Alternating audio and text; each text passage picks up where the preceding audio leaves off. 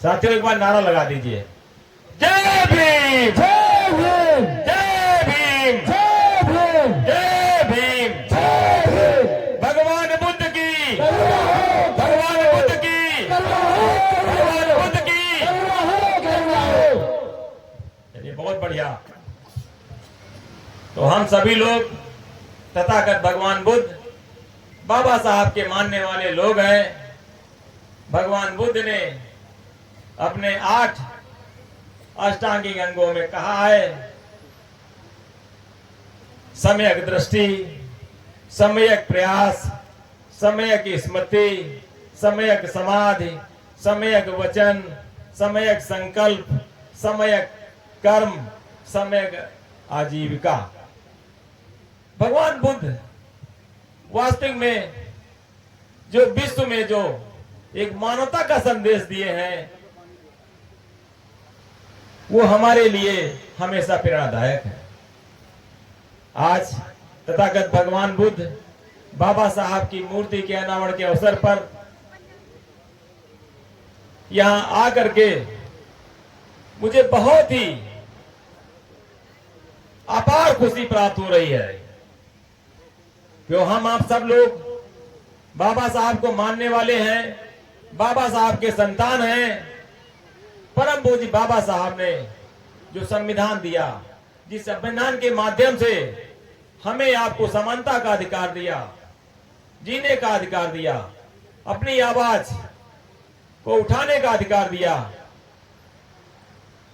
अगर आज बाबा साहब हमें संविधान न दिए होते, जरा कल्पना करिए, आप सामने कुर्सी पे न बैठे होते, मैं आपके सामने बोल रहा होता।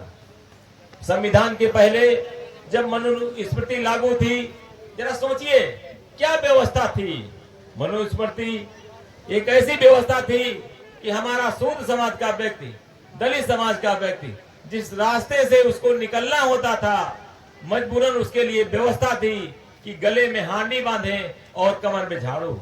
अगर हमें थूकना, हम रास्ता तय कर रहे हैं, अगर थूकना है तो थूकने के लिए गले में हांडी बांधते थे, तो अपनी हांडी में थूक लेते थे। और जो हमारे पद चिन्ह पड़ते थे, उनको मिटाने के लिए कमर में झाड़ू बांधा जाता था। धन्य हो बाबा साहब, जो बाबा साहब ने संविधान दिया हमें, इन जानवर से इंसानों जैसी जिंदगी जीने का अगर अधिकार दिया है तो परम पूज्य बाबा साहब ने दिया है। आज उसी संविधान को भारतीय जनता पार्टी के लोग किस तरह से खोखला करने का काम कर रहे हैं। बाबा साहब ने कहा था, संविधान तो मैं बहुत अच्छा दे रहा हूं, लेकिन संविधान को अगर लागू करने वाले अच्छे नहीं होंगे तो संविधान अच्छा नहीं समझा जाएगा। साथियों, निश्चित रूप से बाबा साहब ने जो कहा था वही व्यवस्था भी लागू है। आप देखिए, जब से देश में केंद्र और राज्य में भारतीय जनता पार्टी की सरकार स्थापित हुई है, धीरे धीरे करके भारतीय जनता पार्टी की सरकार के द्वारा हमारे सरकारी विभागों को निजी हाथों में बेचने का काम किया जा रहा है। जरा सोचिए, कल्पना करिए, जिन सरकारी विभागों में हमारा आपका भविष्य, हमारा आपका बच्चा पढ़ लिख करके अधिकारी बन सकता था, बाबू बन सकता था, उन सरकारी विभागों को भारतीय जनता पार्टी के लोगों ने निजी हाथों में दे दिया। जब निजी हाथों में दे दिया, क्या हमारा आपका बच्चा पढ़ लिख करके जो हमारा आपका भविष्य है, जिससे हम आप बहुत प्यार करते हैं, वो भविष्य अंधकार में चला गया। साथियों, उन सरकारी विभागों में जो निजी हाथ में चले गए, उन विभागों में हमें नौकरी करने का कोई अधिकार नहीं। हाँ, नौकरी करने का उसमें न मौका मिलेगा, हमें आपको नाली साफ करने का, झाड़ू लगाने का मौका मिलेगा, लेकिन हमको वहां अफसर की नौकरी नहीं मिलेगी। तो भारतीय जनता पार्टी चाहती है कि जो हमारा दलित समुदाय है, जो आरक्षण की बदौलत बाबा साहब ने जो आरक्षण दिया, आरक्षण की बदौलत हमारे समाज की तरक्की हुई, उस तरक्की को समाप्त करना चाहती है। लेकिन साथियों, हम आप बाबा साहब की संतान हैं, हम आपकी रगों में बाबा साहब का खून दौड़ रहा है। हम आप जहां से संकल्प लेके जाएंगे कि हम ये भारतीय जनता पार्टी द्वारा जो संविधान विरोधी कार्य किया जा रहा है, इसका हम प्रचार प्रसार जगह जगह जन जन तक करेंगे और लोगों को बताएंगे। आगे 2027 में जब चुनाव होगा, हम आप आपस में अपने गिले शिकवे मिटा करके, कंधे से कंधा मिला करके भारतीय जनता पार्टी हटा करके समाजवादी पार्टी की सरकार स्थापित करना है। साथियों, अभी देवेंद्र पासी जी कह रहे थे, इस रायबरेली की जनपद में हमारे दलित भाइयों के साथ अत्याचार हो रहा है। कई डेलीगेशन में मैं भी यहाँ आया हूँ, मैं देख रहा हूँ किस तरह से मुट्ठी भर लोग हम लोगों पे राज कर रहे हैं, अत्याचार कर रहे हैं। ये क्यों कर रहे हैं, जरा सोचिए, कल्पना करिए। इसलिए कर रहे हैं, हम आप बटे हुए हैं, हम आप भ्रमित हैं। जिस दिन हम आप एक हो गए, जिस दिन हम आप समझदार हो गए, निश्चित रूप से इनको कहीं रास्ता नहीं मिलेगा, इनको पानी पीने की, इनको कहीं रुकने के लिए एक कुटिया भी नहीं मिलेगी। मैं आपको यकीन दिलाता हूं साथियों, आप सब लोग जागरूक हो जाइए। आज हम लोग यहाँ से संकल्प लेके जाएंगे। आज भगवान बुद्ध की और बाबा साहब की मूर्ति का अनावरण हुआ है और यहाँ से संकल्प लेके जाएंगे। हमारी माताएं बहनें बैठी हुई, हमारे नौजवान साथी बैठे हुए हैं, अपने अपने सब घरों में सभी लोग बाबा साहब भगवान बुद्ध का फोटो लगाएंगे और बाबा साहब के संघर्ष को, बाबा साहब के संघर्ष को, बाबा साहब के त्याग को हमें आपको, हमारी आपकी ड्यूटी बनती है कि अपने बच्चों को बाबा साहब के संघर्ष और बाबा साहब के त्याग के बारे में बताएंगे। जब बाबा साहब का फोटो हर घरों में लग जाएगा, जो आज मनवादी सामंतवादी लोग, मुट्ठी भर लोग हमारे साथ अत्याचार करते हैं, वो अत्याचार कभी नहीं कर पाएंगे, हिम्मत नहीं जुटा पाएंगे। साथियों, मैं बताना चाहता हूँ, जिंदाबाद जिंदाबाद जिंदाबाद जिंदाबाद।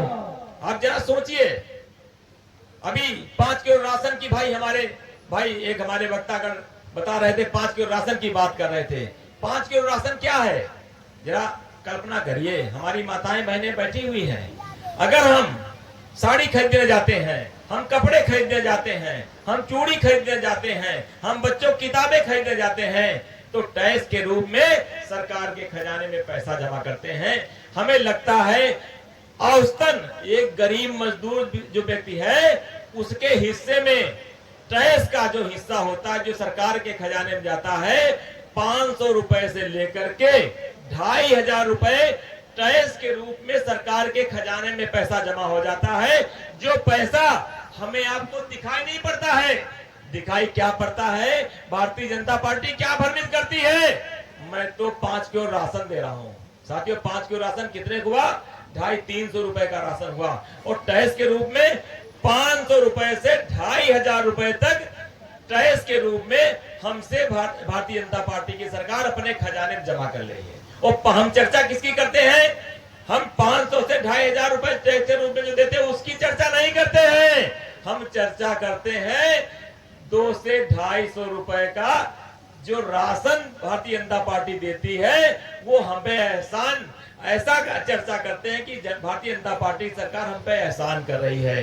तो हमें आपको समझने जरूरत है, हमें इस राशन का विरोध करना है, हमें ऐसी सरकार स्थापित करनी है कि हमारे बच्चों को पढ़ लिख करके उनको रोजगार मिल जाए, हमें राशन नहीं चाहिए। जिंदाबाद जिंदाबाद जिंदाबाद। अभी हाल ही में आपने सुना होगा, भारतीय जनता पार्टी की जो सरकार चल रही है, हमारे जो मेडिकल कॉलेज है, जो विश्वविद्यालय हैं, उनमें प्रोफेसर की भर्ती हुई, उसमें कई सौ प्रोफेसर के, लगभग 500 प्रोफेसर की भर्ती हुई। और उन्होंने क्या किया, भारतीय जनता पार्टी के लोगों ने, सामंतवादियों ने क्या किया व्यवस्था, वहां क्या किया, एक एक दो दो करके 500 डॉक्टर, प्रोफेसर और मेडिकल कॉलेज में और विश्वविद्यालय में करीब 500 भर्ती कर लिया। 500 में कभी SC BC का कोई नहीं गया। क्यों नहीं गया, एक चालाकी से क्या किया, एक पद निकाल के, 2 पद निकाल करके, फैकल्टी वाइज फल निकाल करके 500 लोग भर्ती कर लिया। 1-2 पद निकालने से रोस्टर प्रणाली नहीं लागू होती, आरक्षण नहीं लागू होता। इन्होंने चतुराई से 500 के 500 पर सामान्य से भर लिया। हमें 250 मिलना चाहिए पद, SC OBC को नहीं दिया। ये कितना बड़ा अत्याचार है, कितना बड़ा अन्याय हमारे साथ हो रहा है, ये हमें आपको सबको जानने की जरूरत है। तो मैं यही कहूंगा, हमें आप सबको जागरूक होने की जरूरत है, क्योंकि भारतीय जनता पार्टी की जो सरकार चल रही है, हमें आपको अंधकार में ले जाना चाह रही। ये व्यवस्था वही जो सामंतवादी, जो मनुस्मृति थी, ये भारतीय जनता पार्टी मनुस्मृति लागू करना चाह रही। अभी हाल में देखा होगा, हमारे गृह मंत्री जी किस तरह सदन में बोले थे, बाबा साहब का अपमान कितना किया था, क्या कहा था, अंबेडकर अंबेडकर अंबेडकर अंबेडकर, क्या कहा था, इतना भगवान का नाम लेते तो शर्म दिलाए। हमारा भगवान कौन है बताइए, हमारा भगवान कौन है, बाबा साहब है ना। तो बाबा साहब का अपमान नहीं सहेंगे। नहीं सहेंगे।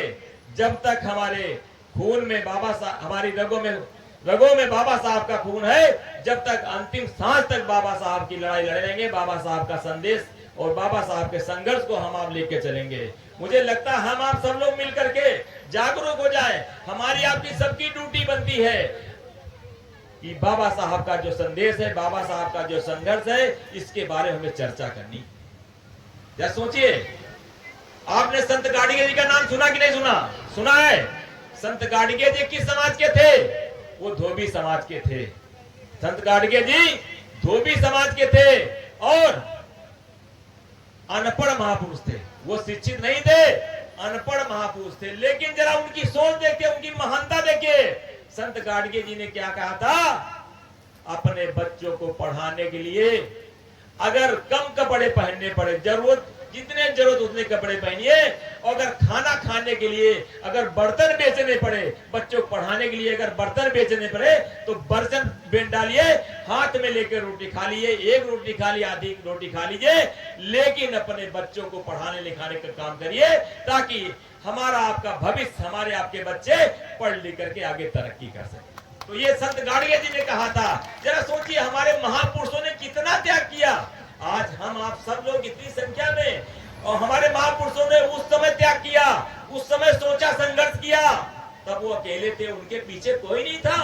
आज देखिए, गली गली में बाबा साहब संताने हैं, गली गली में बाबा साहब के अनुयायी लोग बैठे हुए हैं, तब भी हम आप संघर्ष नहीं कर पा रहे हैं।